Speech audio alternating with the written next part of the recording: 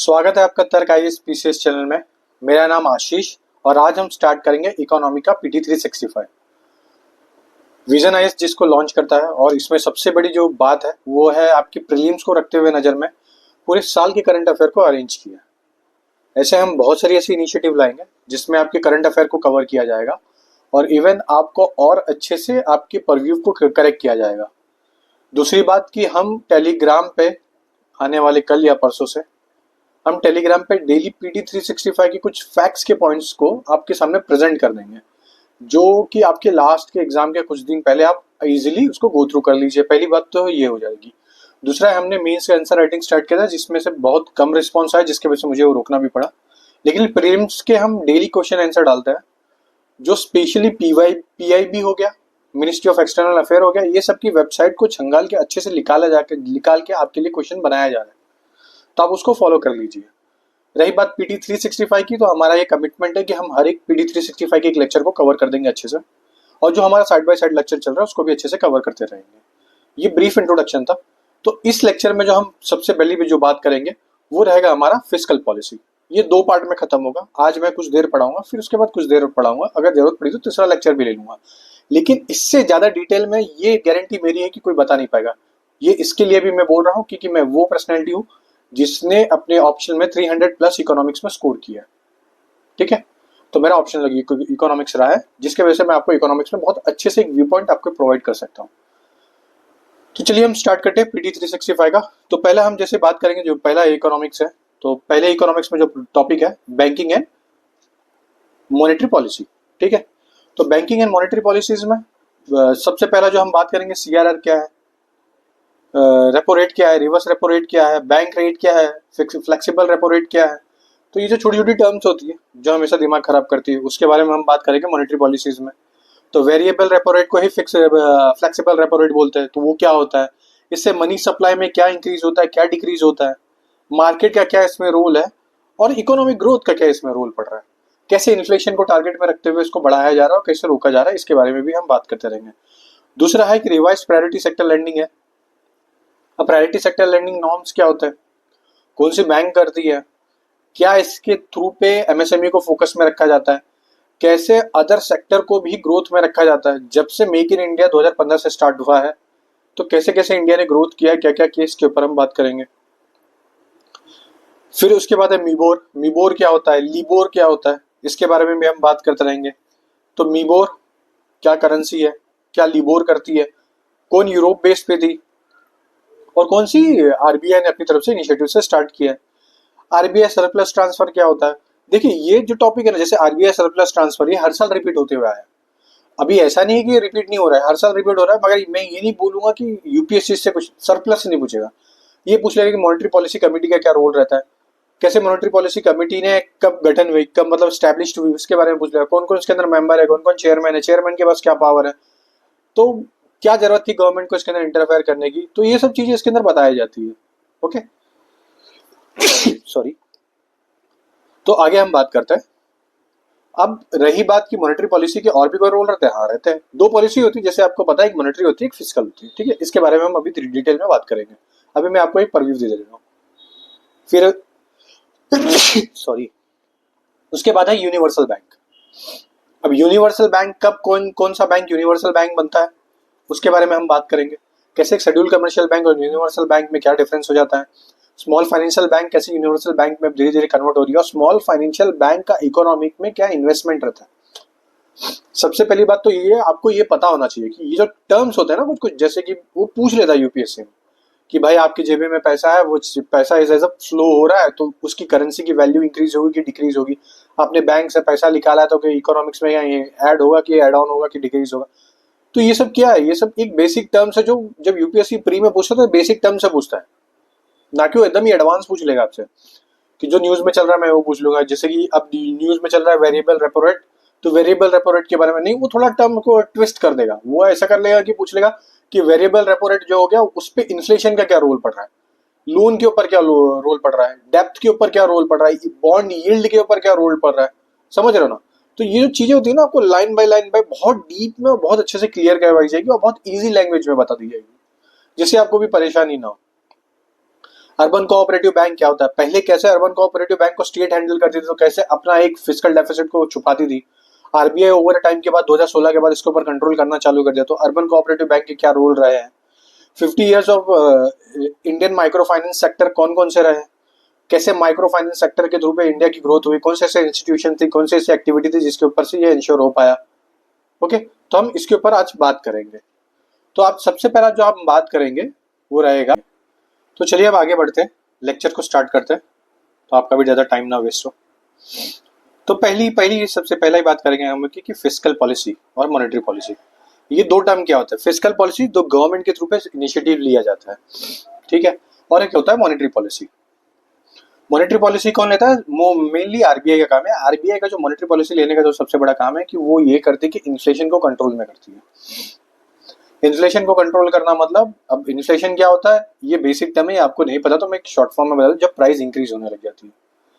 For example, आपके पापा कभी अपने पापा या मम्मी से बात होती होगी तो वो बोलते होंगे कि भाई मेरे टाइम पे 58 रुपए में 1 लीटर दूध मिल जा रहा था, 25 पैसे में ब्रेड मिल जा रहा था, ये सुनाई देता है। आज के टाइम पे वही दूध आधा लीटर आपको 60 रुपए में मिल रहा है, और वही आपको ब्रेड आपको 45 या 39 में, जैसे आप अपनी रिक्वायरमेंट के हिसाब से ले रहे हो, तो वैसा ब्रेड का प्राइस मिल रहा है। तो ये क्या इन्फ्लेशन इंक्रीज हुआ है? क्या इन्फ्लेशन इंक्रीज होना इकोनॉमिक्स के लिए खराब बात है? नहीं, अच्छी बात है। मगर बहुत ज्यादा इन्फ्लेशन इंक्रीज होना वो भी अच्छी बात नहीं है। तो क्या है उसका पैरामीटर कि 4% से प्लस और -2 होगा तो चल जाएगा, इससे ज्यादा जाएगा तो इन्फ्लेशन में दिक्कत आ सकती है हैंडल करने में। तो आरबीआई का काम है इन्फ्लेशन को कंट्रोल करना, एंड इन्फ्लेशन को कंट्रोल करने के लिए वो डिफरेंट पॉलिसीज चलाती है जिसके थ्रू पे वो कंट्रोल करती है। तो इसमें जो सबसे पहला पॉइंट था कि monetary policy of RBI. Monetary policy of RBI के कौन कौन से होते हैं और क्या क्या मॉनेटरी पॉलिसी के इनिशिएटिव लिए गए आरबीआई के थ्रू पे। तो जैसे कि पहला है कि व्हाट इज मॉनेटरी पॉलिसी, ठीक है। तो मॉनेटरी पॉलिसी, जैसे मैंने आपको बता दिया कि अब इन्फ्लेशन के ऊपर जो कंट्रोल करना, तो उसमें जो मॉनेटरी पे से जो जो इनिशिएटिव लिया जाएगा उसको कंट्रोल करने के लिए उसके ऊपर मॉनेटरी पॉलिसी में बात किया जाएगा, ठीक है। तो पहली चीज क्या करता है मॉनेटरी पॉलिसी का? दो काम होता है। जो सबसे पहला होता है, पहला तो sustainable economic development, economic growth को इंश्योर करना और मेंटेनिंग प्राइस स्टेबिलिटी, ठीक है। फिर दूसरा होता है कि मॉनेटरी पॉलिसी ट्रांसमिशन क्या करती है? वो करती है कि पॉलिसी रेट जो होती है वो जो चेंज हो रही है, और जैसे जैसे मॉनेटरी कमेटी उसको एडवाइस देती है कि इकोनॉमिक की ओवरऑल जो ग्रोथ है और इकोनॉमिक्स है उसको कंट्रोल किया जाए एज ए मॉनेटरी पॉलिसी के थ्रू पे, ताकि इन्फ्लेशन कंट्रोल हो पाए, ठीक है। अब इसके अंदर ये जो चीजें हैं कि क्या ये सब चीजें, तो देखो ये मॉनेटरी पॉलिसी जो थी वो RBI government of act, RBI act 1934 से बना था, ठीक है, ये आपको पता है। ये अमेंड हुआ था 2016 में। कोई मुझे बता सकता है 2016 में अमेंड होने के बाद क्या चीजें ऐड हुई थी? तो मैं बता देता हूँ एक्स्ट्रा, अगर आपको ना पता हो, अगर पता हो तो कमेंट कर देना, आपके लिए अच्छा है और इजीली लैंग्वेज में समझा पाओ तो और अच्छी बात है। तो मॉनेटरी पॉलिसी का जो फ्रेमवर्क था उसमें जो सबसे पहले बात की थी कि 2016 में जब ये लॉन्च हुआ था, तो इसमें गवर्नमेंट का और आरबीआई का खुद का एक रोल बन गया। तो एक मॉनेटरी पॉलिसी कमेटी बन गई। उस कमेटी में सेंट्रल गवर्नमेंट खुद आने लगी, उनके 3 मेंबर बैठने लगे, और एज आरबीआई की तरफ से 3 मेंबर बैठने लगे। टोटल कितने मेंबर हो गए? 6 मेंबर हो गए। याद रखना कितने मेंबर हो गए? 6 मेंबर हो गए। 2022 का यूपीएससी का प्री का क्वेश्चन है। इस 6 मेंबर में से जो चेयरमैन होता था वो आरबीआई का गवर्नर होता था, जिसके पास एक एक्स्ट्रा वोट होती थी, कास्ट वोट बोलते जिसको, वो कास्टिंग कर पाता था, ठीक है। तो कास्ट वोट होती थी, तो उसके थ्रू पे वो अपनी तरफ से इनिशिएटिव ले लेता अगर कुछ रहता तो। अब देखिए इन्फ्लेशन टारगेट क्या रखा था? 4% है, प्लस और -2 है, मतलब 6% तक, और माइनस रहेगा। तो इन्फ्लेशन कम भी होना नुकसान होता है। इन्फ्लेशन ज्यादा हो रहा है मतलब एट द एंड है आपके हाथ में पैसा आ रहा है। कैसे पैसा आएगा? कि आप एक फैक्ट्री लगाए, उसमें 10 एम्प्लॉय काम कर रहे हैं, 10 की सैलरी है 10-10 रुपया सपोज, और वही एम्प्लॉय फिर आगे जाके कोई दूसरे को सामान बेच रहे हैं और आप खरीद रहे हो। अब आपको वो सामान और अच्छा लगा, आपने और ज्यादा खरीदा, तो वही 10-10 जो एम्प्लॉय है जिनको 10-10 रुपया मिल रहे थे, अब उनको 12-12 रुपया मिलने लग गया। उनके हाथ में पैसा आ गया। अब वो भी कुछ खर्चा करेंगे तो वो कुछ और प्रोडक्ट खरीदने लग गए। अब इस चक्कर में प्रोडक्ट का भाव तो बढ़ता है, प्रोडक्शन भी बढ़ता है, लेकिन प्रोडक्शन एक लिमिट में बढ़ता है, प्राइस एक लिमिट से ज्यादा बढ़ जाता है। जब ये प्राइस बहुत ज्यादा बढ़ने लग जाता है और production as compare to supply बहुत कम होने लग जाती है, तो उस इन्फ्लेशन को कंट्रोल करने के लिए आरबीआई आती है। तो वो क्या करते हैं कि मार्केट से पैसा इंजेक्ट कर लेती है, हटा देती है, सॉरी वापस ले लेती है। तो वापस लेने के लिए उसके पास बहुत सारे टूल्स होते हैं, जैसे कि बैंक, जैसे कि ओपन मार्केट ऑपरेशन कर देगी। तो वो क्या होता है उसके बारे में मैं डिटेल में बताता हूँ, धीरे धीरे हम आगे बढ़ रहे हैं। तो 2 तरीके से करती है आरबीआई। तो पहला है क्वांटिटेटिव मेथड और दूसरा है क्वालिटेटिव मेथड। जैसे नाम से क्वांटिटेटिव मतलब क्वांटिटी के तौर पे जैसे वो पैसा बाहर निकालेगी। अब क्वांटिटी के तौर पे कैसे पैसा बाहर निकालेगी, तो उसके कुछ क्राइटेरिया है, जैसे use to influence the quality of credit in the economy. ठीक है, तो कैसे करेगी क्वालिटी क्रेडिट की इंश्योर करेगी? ओपन मार्केट ऑपरेशन के थ्रू पे, बैंक रेट के थ्रू पे, कैश रिजर्व रेशियो। ठीक है, SLR है, स्टैट्यूटरी लिक्विडिटी रेशियो, फिर है मार्जिनल स्टैंडिंग फैसिलिटी रेट और एडजस्टमेंट फैसिलिटी रेट, जिसको आप बोलो रेपो रेट बोलते हैं, रिवर्स रेपो रेट भी बोलते हैं। अब बात करते हैं कि ओपन मार्केट ऑपरेशन क्या होता है। देखिए, ओपन मार्केट जो ऑपरेशन होता है, सिंपल सा बात है कि दो तरीके से होता है ओपन मार्केट ऑपरेशन। पहली चीज है कि ओपन मार्केट ऑपरेशन में एक होता है ओवरराइट परचेस और एक होता है रेपो और रिवर्स रेपो ट्रांजेक्शन। ठीक है, दो चीज होती है। ओवरराइट परचेस मतलब ये होता है शॉर्ट टर्म के लिए, आपको जब तब रिक्वायरमेंट है वो कर देगी, और दूसरा ये वन टाइम होता है, मतलब एक बार गया तो फिर वापस नहीं आएगा। मतलब एक बार गवर्नमेंट RBI ने पैसा बाहर डाल दिया तो फिर वापस लाने में उसको दिक्कत हो जाएगी। दूसरा था रेपो रेट, होता है रिवर्स रेपो रेट। इस ये क्या होता है, ये शॉर्ट टर्म ये भी होता है, मगर अब RBI ने पैसा दिया तो कभी RBI को भी मांगना चाहिए तो RBI भी ले लेगी। ऐसे कोलेटरल के तौर पे वो पैसा देती है। तो कोलेटरल क्या रखती है बैंक? अगर बैंक को कुछ पैसा चाहिए, लोन चाहिए, लोन लेगी RBI से, इसलिए तो RBI को बैंकर ऑफ बैंक बोलते हैं। तो अब RBI से उसने पैसा लिया, RBI से पैसा लेने के लिए वो भी तो कुछ अपना कोलेटरल रखेगा। तो कोलेटरल के टाइम पे क्या रखता है वो? गवर्नमेंट सिक्योरिटी रखता है। तो ओपन मार्केट ऑपरेशन में RBI गवर्नमेंट सिक्योरिटी सेल करता है मार्केट में। किसको सेल करता है? बैंक्स को करता है, प्राइवेट इंस्टीट्यूशंस को करता है और कुछ इन्वेस्टर्स को भी करता है। अब कोई क्यों गवर्नमेंट का बॉन्ड खरीदेगा ऐसे गवर्नमेंट सिक्योरिटी को? तो उसमें जो सबसे बड़ा रीजन होता है वो इसके लिए बाय करते हैं क्योंकि गवर्नमेंट एज ए ट्रस्टफुल वर्दी एक कैंडिडेट है कि आप गवर्नमेंट से पैसा लोगे तो गवर्नमेंट की जिम्मेदारी बनेगी आपको देने की। तो गवर्नमेंट देती ही देती है, तो इसके लिए सबको पता है। भले ही आप सपोज कि एक प्राइवेट कंपनी 10 रुपए का बॉन्ड निकाली और प्रॉफिट 20 रुपया दे रही हो, लेकिन वहीं पे गवर्नमेंट ने 10 रुपए का बॉन्ड निकाला और 13 रुपया प्रॉफिट दे रही हो, तो मगर इन्वेस्टर सबसे पहला अपना 50% जो शेयर है वो गवर्नमेंट के बॉन्ड में ही लगाएगा और 20% 10 जो प्राइवेट कंपनी 10 से 20 दे रही थी उसमें लगाएगा। इससे बेनिफिट ये रहता है कि जब भी इकोनॉमिक क्राइसिस आएगी तो ये प्राइवेट कंपनी अपने बातों से मुकर सकती है, लेकिन गवर्नमेंट अपनी बातों से नहीं मुकरेगी। उसका ये रीजन होता है कि फॉरेन मार्केट में गवर्नमेंट की रेटिंग डिसाइड होती है। वो रेटिंग गवर्नमेंट के हिसाब से डिसाइड होने के वजह से ही कोई भी इन्वेस्टर इन्वेस्ट से खरीदता है। ठीक है, तब ओपन मार्केट ऑपरेशन में तो ये दो चीज हो जाती है। पहली चीज है रेपो रेट और रिवर्स रेपो रेट, जैसा मैंने आपको शॉर्ट टर्म में समझा दिया। अब दूसरा है बैंक रेट। बैंक रेट क्या करती है? RBI अपना लैंड करती है मनी, किसको? कमर्शियल बैंक हो या फाइनेंशियल इंस्टीट्यूशंस को। ठीक है, ये क्या होता है? ये लॉन्ग टर्म के लिए होता है, इसमें कोई कोलेटरल नहीं लगता है। इससे क्या होता है कि सेंट्रल बैंक जो सेंट्रल बैंक होती है वो अपनी क्रेडिट फ्लो को कंट्रोल में करती है कि बोल दे कि भाई बैंक रेट 6% में लगा रही हूँ। ठीक है, अब इस 6% से आपको लोन दे रही हूँ मैं, आप ले लो। तो बैंक रेट क्या हो गया? ज्यादा हो गया। तो अब बैंक रेट अगर 6% से ज्यादा बढ़ रहा है तो सपोज बैंक रेट इंक्रीज हो रही है, तो इससे क्या होगा? इससे होगा इंटरेस्ट रेट इंक्रीज हो रहा है। इंटरेस्ट रेट इंक्रीज हो रहा है मतलब लोन कम आ रहा है, मतलब आप जैसे मेरे जैसे लोग लोन कम लेने जाएंगे, तो इससे क्या होगा? इन्फ्लेशन पे कंट्रोल होगा। ठीक है, समझ में आया? बैंक रेट इंक्रीज हो रही है तो इंटरेस्ट रेट क्या होता है? तो इंटरेस्ट रेट जैसे आप बैंक में जाके बोलते हो ना कि भाई अब मुझे होम लोन चाहिए, तो कितना इंटरेस्ट रेट चल रहा है? तो बोलेंगे 7.2 चल रहा है, 8.2 चल रहा है, आपका सिबिल के स्कोर के हिसाब से वो बताएंगे, है ना। तो बैंक रेट इंक्रीज हो रहा है तो इंटरेस्ट रेट इंक्रीज हो रहा है, वैसे ही लोन फिर डिक्रीज हो रहा है। तो आप लोन कम लोगे क्योंकि इंटरेस्ट रेट बढ़ गया है, तो लोन कम होगा। लोन कम लोगे तो आपके हाथ में पैसा कम बैंक से कम आ रहा है, तो इससे क्या हो रहा है? इन्फ्लेशन कंट्रोल हो रही है, जैसे कि मैंने इन्फ्लेशन का आपको स्टार्टिंग में डेफिनेशन बता दिया था। अब उल्टे केस पे चलते हैं। सपोज कि बैंक रेट कम हो रहा है, मतलब अब 4% बैंक रेट हो गया, तो इंटरेस्ट रेट भी बैंक अपना कम करेगी। बैंक रेट मतलब जो RBI लैंड कर रहा है अपना मनी कमर्शियल बैंक को, तो बैंक रेट कम हो गया तो इंटरेस्ट रेट कम हो गया, तो लोन का अमाउंट क्या हो गया? इंक्रीज हो गया। तो इससे अपन को क्या समझ में आया? इससे समझ में आ रहा है interest rate are inversely related to money supply, है ना। अगर इंटरेस्ट रेट इंक्रीज होगा तो मनी सप्लाई डिक्रीज होगा, अगर मनी सप्लाई इंक्रीज होगा तो इंटरेस्ट रेट डिक्रीज होगा। ठीक है, इतना बात आपको समझ में आया? चलिए अब आगे बढ़ते हैं फिर।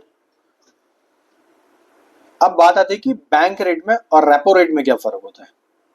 ठीक है, तो अब देखिए ये प्री के ऐसे क्वेश्चन आते हैं, आप इवन कोई टेस्ट सीरीज लगाओगे, विजन आईएएस के भी टेस्ट सीरीज लगाओगे, तो यही सब बेसिक क्वेश्चन होते हैं जो पूछते हैं। तो मैं अब बेसिक से आपको थोड़ी थोड़ी चीजें समझा दे रहा हूँ। तो बैंक रेट जो होता है और रेपो रेट क्या होता है, मैंने आपको एक छोटे से टर्म में बता दिया, मगर दोनों को डिफरेंशिएट करता है। तो बैंक रेट जो होता है लॉन्ग टर्म के लिए होता है, रेपो रेट जो होता है शॉर्ट टर्म के लिए होता है। जैसे कि ऊपर ही बात किए थे, बैंक रेट में कोई कोलेटरल नहीं लगता है, लेकिन रेपो रेट में कोलेटरल लगता है। क्यों रेपो रेट में लगाते हैं, अगर किसी ने पूछ लिया कि क्यों गवर्नमेंट ये आरबीआई शॉर्ट टर्म के लिए गवर्नमेंट सिक्योरिटी में ये सब कुछ करती है, तो उसका रीजन है कि बैंक को इसकी आदत ना पड़ जाए कि भाई अब कुछ भी हो रहा है तो बैंक सीधा उठ के मांग ले रहा है, पैसा मांग ले रहा है, कर ले रहा है। तो अगर कोलेटरल रहेगा तो गवर्नमेंट कल को उस इन्फ्लेशन को भी कंट्रोल कर पाएगी, क्योंकि गवर्नमेंट को पता है कि मैंने जितने का बॉन्ड बेचा उतना ही बॉन्ड मैं वापस ले लूंगी, तो कम से कम मैं इन्फ्लेशन को कंट्रोल कर पाऊंगी, इतना तो पता चल जाएगा। तो इसलिए गवर्नमेंट सिक्योरिटी को कोलेटरल रखा जाता है, पहली चीज। दूसरी चीज थी कि गवर्नमेंट की इतनी ज्यादा डिपेंडेंसी ना बन जाए, सॉरी बैंक की इतनी ज्यादा डिपेंडेंसी ना हो जाए आरबीआई के ऊपर कि वो अपना ही कुछ प्रॉफिट नहीं कर पा रही है और कोई वर्क नहीं कर पा रही है, तो दूसरा काम यहाँ पे कर लेती है। तो और ये क्या होता है, बैंक रेट जो इन्फ्लुएंस करता है फिक्स डिपॉजिट को, कि भाई लॉन्ग टर्म के लिए फिक्स डिपॉजिट करोगे आप। इंटरेस्ट रेट को इन्फ्लुएंस करेगा कि भाई लॉन्ग टर्म के लिए कोई भी बैंक देखेगी तो बैंक रेट को देखेगी, ना कि रेपो रेट, क्योंकि रेपो रेट शॉर्ट टर्म के लिए होता है और रेपो रेट लोन को हल्के कुछ देर के लिए इन्फ्लुएंस करता है, मगर बैंक रेट सबसे ज्यादा करता है। तो क्यों आरबीआई बैंक रेट को क्यों नहीं फॉलो करती जब वो इतनी स्टेबिलिटी लाता है, तो उसका रीजन होता है कि बैंक रेट बड़ा कॉस्टली भी होता है और बहुत इकोनॉमिक प्लानिंग लगती है इसके लिए। आज आपने बैंक रेट लॉन्च कर दिया, 10 साल के बाद आप उसको चेंज करोगे, 10 साल तक आप अपनी इकोनॉमी को स्टेबल रखोगे नहीं, आपको उसके अंदर कुछ ना कुछ तो चेंजेस करनी ही रहेगी। तो बस उसी के पर्सपेक्टिव से रहता है। और शॉर्ट टर्म में बेनिफिट ये रहता है कि कभी भी गवर्नमेंट अपने हिसाब से पॉलिसीज को और आरबीआई अपने हिसाब से पॉलिसीज को करती रहती है ऊपर नीचे। ठीक है, तो नेक्स्ट है इसमें रिवर्स रेपो रेट क्या होता है, रेपो रेट क्या होता है और वेरिएबल रेपो रेट क्या होता है, जो मैं अभी आने वाले आपको थोड़ी देर में बताऊंगा। ओके, तो चलिए अब आगे बढ़ते हैं। जैसा कि मैंने आपको बता दिया क्वांटिटेटिव टूल्स क्या क्या होते हैं, ये मैंने अभी आपको बता दिया। एज इट इज आप याद कर लीजिए, ओपन मार्केट ऑपरेशन होता है, बैंक रेट होता है, कैश रिजर्व रेशियो होता है, एसएलआर होता है, और रेपो रेट और रिवर्स रेपो रेट होता है। याद कर लीजिए, ऑप्शन आएगा मॉनेटरी पॉलिसी में पूछा जाएगा आरबीआई की क्वांटिटेटिव पॉलिसीज है उसमें क्या क्या चीजें इंक्लूड होती है, ये सब चीज एज इट इज लिख देंगे और आप चकरा जाएगा आपका दिमाग कि अरे भाई ये क्या होता है, कमर्शियल पेपर लिख देंगे इसमें, आपको समझ में नहीं आया भाई कमर्शियल पेपर क्या है। नो डाउट है, जिसको पता है वो कमेंट करिए, जिसको नहीं पता वेट करिए, मैं इसके बारे में आपको डिटेल में बताऊंगा। इकोनॉमिक्स गारंटी के साथ, इससे अच्छा आपको कोई पढ़ा देगा तो भाई कमेंट करके मुझे बता देना कौन पढ़ा रहा है। क्वालिटेटिव टूल्स के ऊपर चलता है, तो क्वालिटेटिव जो टूल्स है selective instrument of the RBI monetary policies होती है। कौन से इंस्ट्रूमेंट होता है, तो इसमें एक होता है मोरल सुएसन होता है। अब ये क्या होता है, RBI without using any collateral legal, या कोई भी लीगल नहीं यूज करेगा, कोई कोलेटरल नहीं यूज करेगा, कुछ भी नहीं यूज करेगा, और बैंक को बोलेगा कि भाई आप ऐसे ऐसी चीजें करिए, वरना तो आपके ऊपर कोई रिस्ट्रिक्शन, मतलब धमकाएगा एक तरीके से, मगर वो गुडविल के लिए, मतलब कि बैंक का अच्छा हो उसके लिए करेगा। दूसरा एक टर्म होता है प्रॉम्प्ट एक्टिव एक्शन होता है। अब ये क्या होता है, अब इसके बारे में मुझे कमेंट करके बताइए कमेंट बॉक्स में। तो इसमें government RBI as a RBI bank के ऊपर बहुत सारे रिस्ट्रिक्शन लगाना चालू कर देता है। तो वैसे ही सेम चीज है मोरल सुएसन में वो ये करता है कि आरबीआई बैंक को समझाता है, कोई लीगल डॉक्यूमेंट से नहीं, सिर्फ बोलता है कि भाई आप ऐसी ऐसी चीजें करिए तो अच्छा रहेगा, ये प्रेस रिलीज के थ्रू पे समझाता है। ठीक है, तो इसमें क्या क्या चीजें होती है क्वालिटेटिव में, तो क्वालिटेटिव में अब इसके नाम से देख, क्वालिटी में क्या कंट्रोल करेगा, इन्फ्लेशन। तो इन्फ्लेशन में क्वालिटी को कंट्रोल करने के लिए माइक्रो लेवल पे फोकस करेगा, तो वो क्या करेगा, क्रेडिट कंट्रोल करेगा। ठीक है ना, तो क्रेडिट के ऊपर कंट्रोल करने के लिए रेगुलेशन लाएगा कि भाई अब इतने लाख के ऊपर गया तो फिर आपको ये डॉक्यूमेंट देना पड़ेगा, इतने करोड़ों के ऊपर गया तो आपको ये डॉक्यूमेंट देना पड़ेगा, अब इस बैंक से इतने ही करोड़ ले सकते हो, ये बैंक अभी ये रिस्ट्रिक्शन डाल देगा। तो ये सब क्या क्वालिटेटिव टूल्स है। तो क्वालिटेटिव टूल से वो इनडायरेक्टली माइक्रो लेवल पे इन्फ्लेशन को कंट्रोल करता है। ठीक है, आगे बढ़ते हैं, मतलब बहुत लंबा हो जाएगा लेक्चर। आरबीआई स्टेबलाइजेशन क्या करती है, ठीक है, तो आरबीआई में जो सबसे बड़ी बात है कि स्टेबलाइजेशन करने के लिए क्या क्या चीजें होती है। अब स्टेबलाइजेशन में क्वालिटेटिव मेथड यूज करेगा, क्वांटिटेटिव मेथड यूज करेगा, आप मुझे कमेंट करके बताइए। ये मैंने अभी थोड़ी देर पहले आपको ये दोनों टर्म समझा दिया, बहुत डिटेल में समझा दिया। ठीक है, तो इसमें वो टर्म यूज करेगा OMO, open market operation, cash reserve ratio, market stabilization schemes क्या कौन कौन सी होती है वो सब इनिशिएट करेगा ताकि उससे आरबीआई स्टेबलाइज कर सके मार्केट को। ओके, इतना समझ में आया? चलो आगे बढ़ते हैं। एक होता है एक्सपेंशनरी मॉनेटरी पॉलिसी जो एक्सपैंड होती है, और एक होती है कॉन्ट्रैक्शनरी मॉनेटरी पॉलिसी। ठीक है, दोनों का काम क्या होता है जैसा कि आप समझ रहे हो। एक्सपेंशनरी मॉनेटरी पॉलिसी क्या करेगी कि कोई भी इकोनॉमी को एक्सपैंड करने की कोशिश करेगी। कॉन्ट्रैक्शनरी मॉनेटरी पॉलिसी क्या करेगी, कोई भी इकोनॉमी को कॉन्ट्रैक्ट करने की कोशिश करेगी। ठीक है, ये तो आपको समझ में आ गया बड़े अच्छे से। तो अब बात आती है कि क्या क्या उसमें करेगी। तो अगर एक्सपैंड करना तो क्या करेगी, लिक्विडिटी। कौन सी liquidity? Money supply. Money supply को क्या करेगी, वो फोकस ये रखेगी कि मनी सप्लाई इंक्रीज हो जाए। ठीक है, तो मनी सप्लाई इंक्रीज हो जाए उसके लिए कौन कौन से इनिशिएटिव लाएगी कि गवर्नमेंट अपनी आरबीआई गवर्नमेंट की सिक्योरिटी सेल करेगा मार्केट में, ओपन मार्केट ऑपरेशन। ठीक है, ये सेल किया था।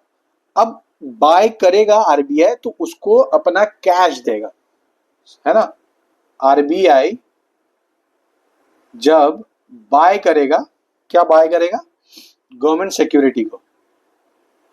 तो गवर्नमेंट सिक्योरिटी आरबीआई के पास आई और आरबीआई के पास से जो एंटिटी है, जो बैंक है, फाइनेंशियल इंस्टीट्यूट के पास क्या जाएगा, कैश जाएगा। उस कैश का इंस्टीट्यूट क्या करेगी, लोन देगी। उस लोन का क्या होगा, हम जैसे लोग खरीदेंगे और मनी फ्लो होना चालू हो जाएगा। समझ गए, ये एक साइकिल इकोनॉमी की तरह चलता है।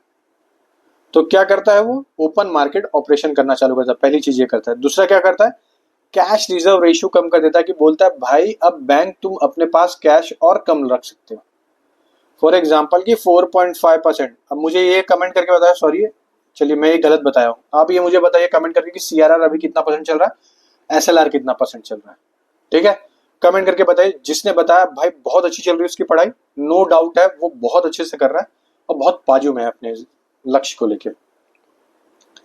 सीआरआर और एसएलआर, ठीक है। तो स्ट्रेटेजी लिक्विडिटी रेशियो, आरबीआई ने बोला है कि कुछ लिक्विड अपने पास रखना है। जब भी बैंक रन या हेयर कट जैसी सिचुएशन आ जाएगी तो उस टाइम पे हम ये चीजें यूज कर पाए। ओके, तो ये सबसे बड़ी बात रहेगी। अब इसमें जो बातें जो बाकी सीआरआर एसएलआर आपको समझाया, रेपो रेट आपको समझा दिया क्या रहती है, बैंक रेट भी आपको समझा दिया।